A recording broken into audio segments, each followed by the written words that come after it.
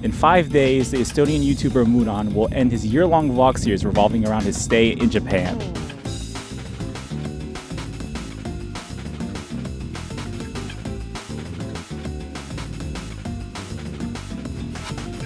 While I wasn't an active watcher of the series the entire year, I did watch the first video when it got dropped and watched consistently for about like a month until stuff in my school life got a little bit intense. But after that was done, I rediscovered the series as I was trying to avoid writing job applications because it's such a dark pit. And for the last 3 months, I've just been watching all his vlogs. And that even includes the 55-minute one from yesterday. So as a personal thank you and appreciation for Mudan and his series, I wanted to make my own Mudan style vlog, which I'm fairly certain I could recreate considering how much of his content I've watched. I even have my own Estonian girlfriend behind the camera. Kochanie oprócz kamery. Okay? And yes, this does mean that I am editing and shooting this on the same day, just to keep it authentic. And if you don't believe me, here, focus, please, focus. There we go, February 1st, 11 p.m. And here is today's vlog. Daily laugh.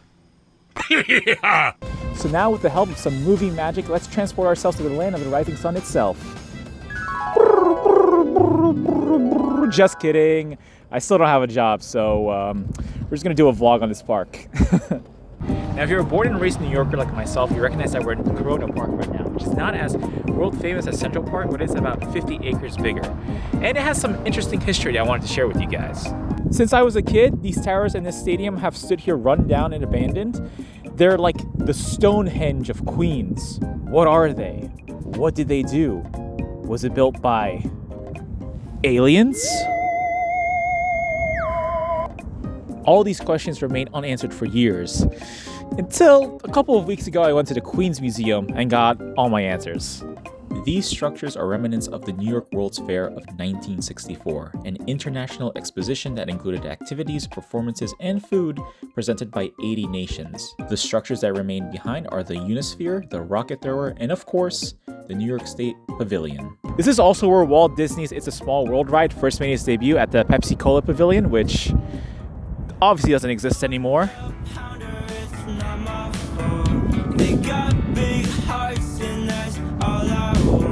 There was a fair like this back in 1939, but I'm not sure if any structure from that time remains, since the Unisphere was a big white sphere with an obelisk next to it.